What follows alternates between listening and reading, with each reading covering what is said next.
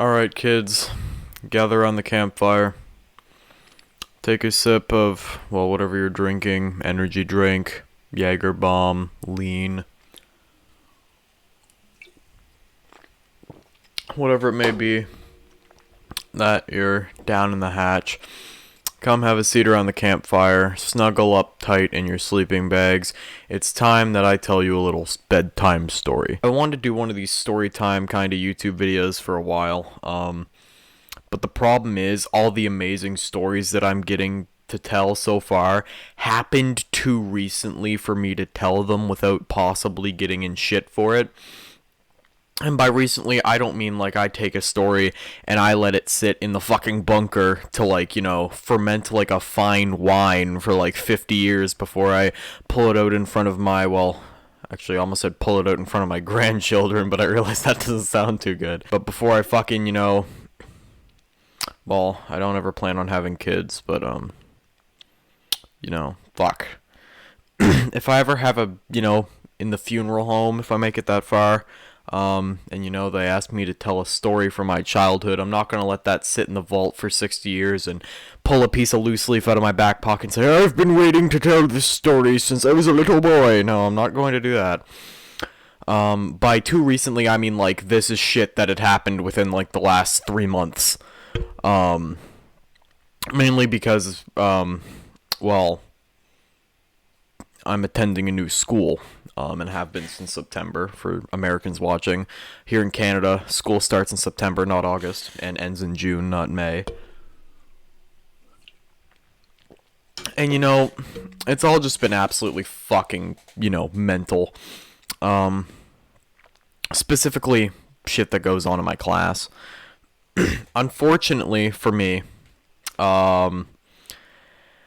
like I said, that shit's just happened too recently for me to tell the stories. I literally just don't feel comfortable telling stories that literally happened like 3 days ago. So I'm going to attempt to think of a story that I can tell from, last year. I think we have a pretty good one here. This is the time I watched a kid get a knife pulled on him in middle school. So, for a little bit of context, this was 8th grade, and the way the classrooms are set up in this school that we went to, they had these things called neighborhoods. I don't know why they called it that, but they had these things called neighborhoods, which were basically big groups, squares of, there's these big squares in each corner of the building that on both floors that basically had 6 classrooms each in them. There was one for 6th, one for 7th, one for 8th, and one for, the French kids. No one really gives a fuck about the French kids. There was this kid, I knew him for over a year at this point. We're going to call him Edward. That's not his actual name. I'm never going to use actual names in these stories. But if you know me personally in real life, the names will be based off of, they will start with the same letter as the first name of the actual person it's representing. Anyway, so there's a scrawny little shit. His name's Edward. That's what we're going to call him. And this dude was a little off his rocker. Like, 7th grade, you could tell he was a little fucking dumb. He was like the one kid that like tried to fit in with the cool kids but couldn't. He's like that guy that tries too hard. See, at least I knew in 7th grade and 8th grade that nobody fucking liked me. I knew I was like, fuck. I knew everyone thought I was like the Dungeons and Dragons nerd and shit, and honestly I didn't give much of a fuck. But Edward here, he was one of the kids that tried way too fucking hard. To the point where he, like, dyed his hair to try to be trendy. It's really fucking depressing, actually. And, well, this is back in 8th grade. Which felt like fucking centuries ago at this point.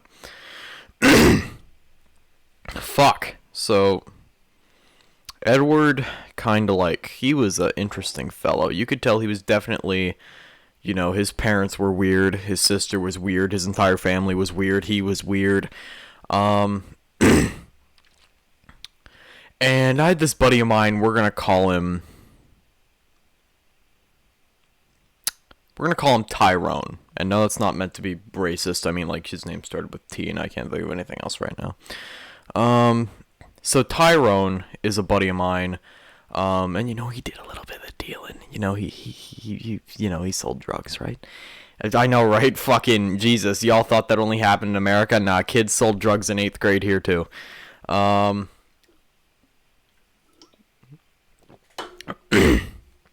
So this kid, right? He's a good buddy of mine. I actually, back in 8th grade, I wasn't really good friends or acquainted with any people like that, but good old fucking Tyrone here. He was a buddy of mine.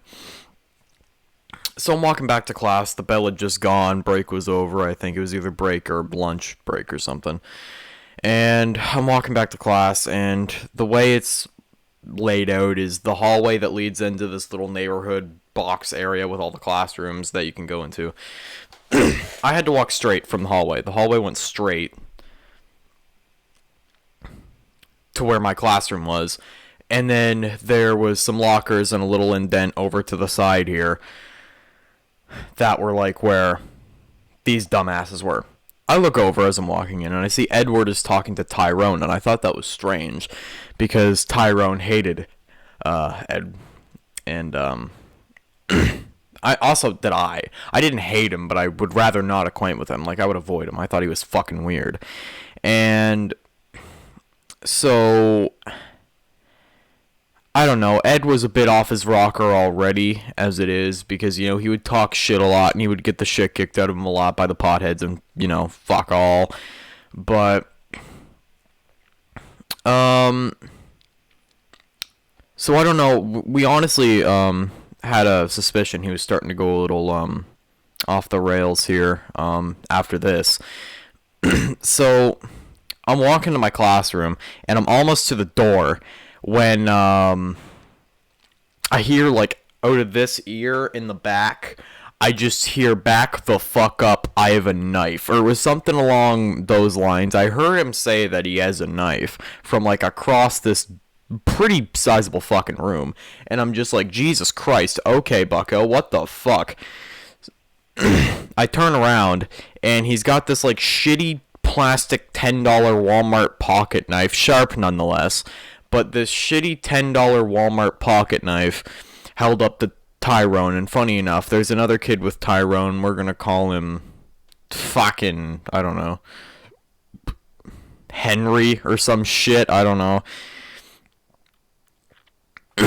And Henry comes around Tyrone, and no regard for himself, just fucking throws him. I'm telling you, this... The fuck? The ghosts are back. This motherfucker just lays it into him. Even when he has the fucking knife out, takes the knife from him, they kicked his fucking ass.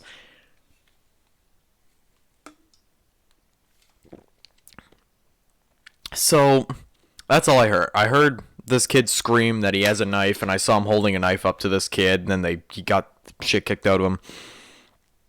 I'm talking to Tyrone later in the bathroom, right? And so I'm just like, dude, what the fuck, bro? What the fuck are you doing, bro? What the fuck? And so, fuck, right? So Tyrone's just like, yeah, he came up and asked me to fucking sell him painkillers, and I told him to go fuck himself, and shoved him, and he pulled a fucking knife on me, and I'm just like, okay, well, that would make sense. So, moral of the story, don't associate with the quiet kid, because he might pull a knife on you if you refuse to sell him, like, Oxycontin. That's not a fucking painkiller, is it? Fentanyl? Fentanyl's a painkiller. I don't know jack shit about drugs, do I? Anyway, just a little bedtime story for y'all. I thought you'd find that very entertaining. Cunt. Oh yeah, that's it. Yeah, have fun sleeping. This was just another wonderful bedtime story.